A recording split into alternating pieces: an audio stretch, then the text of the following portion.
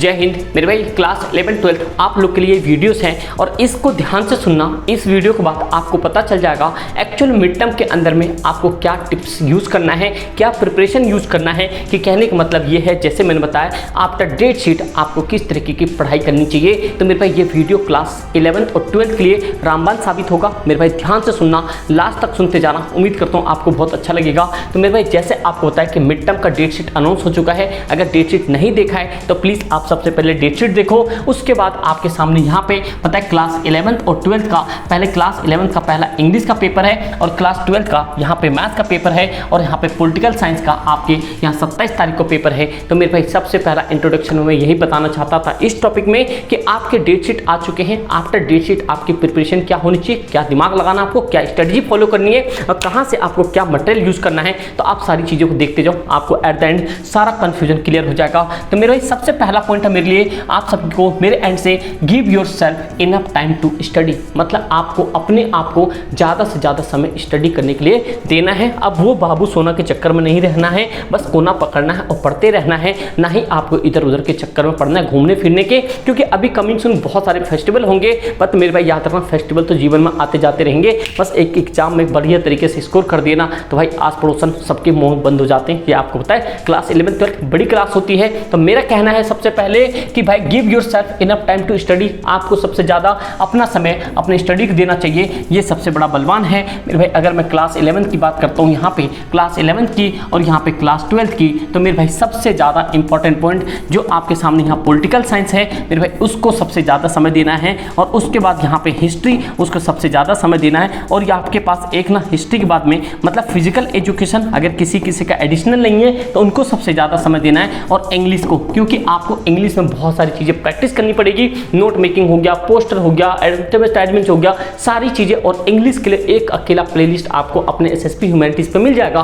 Class 11 का complete उसके अंदर में इंग्लिश का ग्रामर सेशन कंप्लीट है। और क्लास 12 मालूम आप से ध्यान से सुनना, सबसे ज़्यादा समय तो आपको हिस्ट्री को देना पड़ेगा, समझे। 3 बुक 2 बुक ये समझे। और उसके बाद आपको पॉलिटिकल साइंस को सबसे ज़्यादा स्पेस दो और उसके बाद इंग्लिश को। और जो भी रिमेनिंग सब्जेक्ट है वो आपको तो भैया देखो करना ही है, क्योंकि ये टॉप 4 अगर आपने और एक सब्जेक्ट अपने एंड से जोड़ लिया तो टॉप 4 में अगर आपने 90+ कर दी तो भाई कॉलेज में आपका एडमिशन हंसते हंसते होगा। 1 से 2 कटअप में अभी आपको बता दूं NCBAP में अपने ऑफलाइन के जितने भी 3-4 लड़कियां थी उन सभी के जिनके 95 92 ऐसे मार्क्स थे सबके हो गए, क्योंकि मिरिंडा हाउस के लास्ट कटअप 88 गया। आप जाके गूगल पे सर्च आउट कर सकते हो। तो ये मेरा कहना था आपके लिए। तो भाई ये इस पॉइंट को समझना, इस वीडियो के बाद आपको बहुत कॉन्फिडेंस आने वाला है। उसके बाद मेरे भाई ऑर्गेनाइज योर स्टडी स्पेस, मतलब कि आपको अपने स्टडी स्पेस को ऑर्गेनाइज करना है। जहाँ पे आप पढ़ते हो वो सबसे ज़्यादा मैटर करता है कि आपने किस वे में ऑर्गेनाइज कर रखा है। अगर आप ऑनलाइन पढ़ते हो तो मेरे भाई ये आपके पास पूरा सिस्टम होना चाहिए। आपको सारा चीज़ एक ना ऑर्गेनाइज्ड वे में रखना है। आपके पास ये स्टिकी नोट्स जरूर होना चाहिए, क्योंकि भाई स्टिकी नोट्स से आपको जैसे मान लो कोई डेट से हिस्ट्री में, कोई पॉलिटिकल में आप लोग मान लो कोई मतलब कि पैराग्राफ अच्छा लगा जो आप आंसर राइटिंग में यूज़ कर सकते हो। क्लास 11 12 दोनों के लिए बोल रहा हूँ, तो ध्यान से सुनते जाओ क्योंकि ये बहुत ही ज़्यादा इंपॉर्टेंट होता है। जैसे कोई कॉमर्स के बालक देख रहे होंगे, साइंस के देख रहे होंगे, तो आपके अपने स्पेसिफिक सब्जेक्ट होगा, उसको अपने अकॉर्डिंग आप एडजस्ट कर सकते हो। तो मेरे भाई एक ये दूसरा पॉइंट मैं बताना चाहता था आपको कि भाई जहाँ पे आप स्टडी करते हो वो आपका एक स्पेस ऐसा होना चाहिए जो ऑर्गेनाइज्ड वे में हो। उसके बाद ये स्लाइड आपके लिए वेरी वेरी इंपॉर्टेंट है कि use flow charts and the diagram. चाहे आप किसी भी स्ट्रीम में हो, खास करके मैं बात करता हूँ क्लास 11 12 आर्ट्स स्ट्रीम का, तो मेरे भाई आप सभी को फ्लो चार्ट और डायग्राम मैप ऐसे भर भर के यूज करना है ना। जैसे आप मान लो पॉलिटिकल का कोई सवाल कर रहे हो, पॉलिटिकल का एक क्वेश्चन लगाया, उसके अंदर आपने कोई फ्लो चार्ट बना के एक सब पॉइंट्स तैयार किया, यहाँ पे एक मेन हेडिंग के बाद फिर भी सब पॉइंट्स तैयार किया या डेट तैयार किया। तो इसलिए क्या होता है कि फ्लो चार्ट आंसर राइटिंग में बहुत ही ज़्यादा मैटर करता है। तो आप लोग को उम्मीद करता हूँ आप लोग से कि भाई बढ़िया तरीके से आप किसी भी हालात में फ्लो चार्ट जरूर यूज़ करके आओगे एग्जाम में। आंसर राइटिंग बहुत ज़्यादा इंपॉर्टेंट है। अभी ऑफलाइन में मॉक टेस्ट होने वाले हैं, मैं आप लोग को आंसर शीट दिखाऊंगा किस तरीके से बालक लिखते हैं, जिस तरीके से आपको वो फॉलो करना है, जिस तरीके से ऑफलाइन 95, 97 ऐसे हर बार स्कोर हुआ है। इस बार भी आप ऐसे स्कोर कर पाओ। क्या आप लोग का सपना है 90 प्लस का? है तो कमेंट सेक्शन में यस होना चाहिए, नहीं है तो भाई नो लिख देना, क्योंकि ये डिपेंड करता है कि आप क्या सोचते हो। जो सोचोगे वही होगा, ये हमारा लॉ ऑफ अट्रैक्शन यूनिवर्स के अंदर कहता है। अगर आपने 90 प्लस सोचा तो डेफिनेटली टाइप कर दो yes I want to 90 plus, आपका डेफिनेटली होगा मेरे भाई। तो अगले स्लाइड पर आते हैं। ये आपके लिए क्या है, आपके पास 90 प्लस के लिए है मेरे भाई। आपने एप्लीकेशन डाउनलोड नहीं किया तो प्लीज रिक्वेस्ट आपसे SS पाठशाला एप्लीकेशन डाउनलोड कर लो, लिंक डिस्क्रिप्शन में होगा। व्हाट्सएप ग्रुप से भी जुड़ जाना। यहाँ पे आप सिलेबस में जाओगे, आपको सिलेबस में सारा सिलेबस मिल जाएगा, क्लास 11, 12 का history, polity, complete final terms तक का भी। तो प्लीज़ ये आप डाउनलोड कर लो। आपको यहाँ पे बहुत सारे मटेरियल मिल जाएंगे जो कि आपको 90 प्लस के लिए बहुत ही ज़्यादा इंपॉर्टेंट, मतलब कि एक वैल्यूएबल पॉइंट होगा मेरे भाई, समझे। तो ये पॉइंट हो गया। उसके लिए उसके बाद जो सबसे ज़्यादा आप सभी के जीवन में इफेक्ट करता है, जो आपने यहाँ पे 9 से लेके यहाँ तक आपने 10 तक किया होगा, 11th में अभी आप कर रहे हो, 11th में किया तो 12th में यूज करोगे भाई। PYQ practice on old exams, मतलब कि आपको प्रीवियस पेपर पे आपको बहुत काम करना है। मैं आपको बता दूं प्रीवियस पेपर भले मैं मिड टर्म में आपको बहुत कम क्वेश्चंस मिल पाए, लेकिन मैं इतना प्रॉमिस करता हूं कि भाई फाइनल तक और आपके प्री बोर्ड तक क्लास 11th का आपको तो अभी से सारी चीज़ें मिल जाएगा, क्योंकि प्रीवियस ईयर बहुत इंपॉर्टेंट होता है। अभी सारे प्रीवियस ईयर टाइप हो रहे हैं, आपको मे भी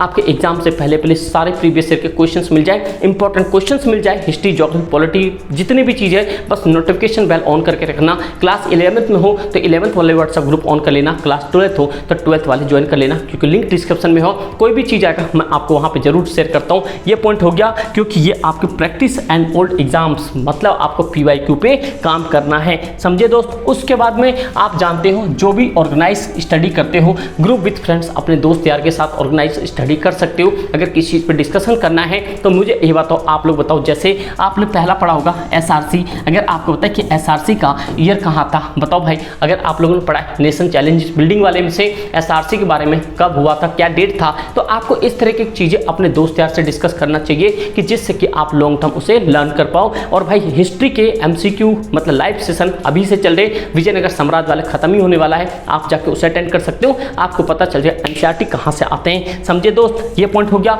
उसके बाद आपके पास लास्ट पॉइंट है कि जो आपको टेक रेगुलर ब्रेक, अगर आपने मैक्सिमम टाइम स्टडी की है, क्योंकि मैंने आपको बताया आप बड़ी क्लास में जब भी मौका मिले जब पढ़ लेना चाहिए, ये मेरा ऑफलाइन का हमेशा कहना है। आप लोग को भी मैं वही बताता हूँ, बट कहना है कि आपको ब्रेक भी लेना है भाई। चिल करो, बस इतना नहीं करो कि भाई बहुत ज़्यादा दिक्कत हो जाए, माँ बाप चिल्लाने लगे, बस चिल करना है, नॉर्मल चिल करना है, जिससे कि आप अपने पढ़ाई से डिस्ट्रैक्ट ना हो। यूज़ करो फ़ोन फान इधर उधर सब करो, बट थोड़ा सा कम लिमिटेशन में करो, क्योंकि आपको ज़्यादा से ज़्यादा मैक्सिमम टू मैक्सिमम पहला पॉइंट याद रखना, आपको अपने पे देना है, समय खर्च करना, आपको अपने आप को समय ज़्यादा देना है, समझे दोस्त। तो उम्मीद करता हूँ आपको सारी चीज़ें समझ आ रही होगी। नोटिफिकेशन बेल ऑन करके रखना, क्योंकि इंपॉर्टेंट क्वेश्चंस की भरमार आने वाली है आपके पास। एक one of the last point आपके सामने, शेयर लाइक तो आप कर ही दोगे, इसमें कोई दिक्कत नहीं है। नोटिफिकेशन बेल भी ऑन कर लेना। एक मैं पॉइंट कहना चाहता हूँ मेरे भाई, जिंदगी की तापिश को सहन कीजिए जनाब, मतलब जिंदगी में जितनी परेशानियाँ चल रही ना, उसको आपको क्या करना है, सहन करना है।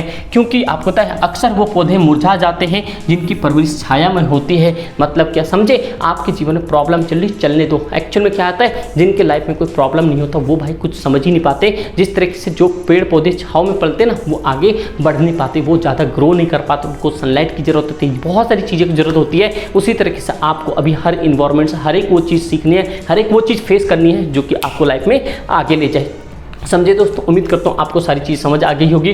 वीडियो अच्छा लगा होगा, लाइक जरूर करना, एक अपने दोस्त यार में शेयर करना, बता देना आप भाई SSP ह्यूमैनिटीज़ पे मिड टर्म के लिए ताबड़तोड़ बैटिंग होगी, क्लास 11th हो 12th हो सब चीज़ मिलेगा। बट आप लोग को करना पड़ेगा नोटिफिकेशन बेल ऑन और व्हाट्सएप ग्रुप ज्वाइन कर लेना। अगर भाई इंस्टाग्राम पर फॉलो नहीं किया है प्लीज़ कर लेना, क्योंकि इंस्टाग्राम बहुत ज़्यादा ज़रूरी है, क्योंकि मैं वहाँ पर बहुत सारी चीज़ें फॉलो मतलब कि जो भी होता है स्टेटस स्टोरी में बता देता हूँ, समझे दोस्त। तो बस आप लोग यहीं पर मैं आप लोग बताना चाहता हूँ कि बस बढ़िया लेवल पे अपने तैयारी करो, फोड़ फाड़ दो एग्जाम को, आगे मिलके देखेंगे। ठीक दोस्त, thank you so much and जय हिंद।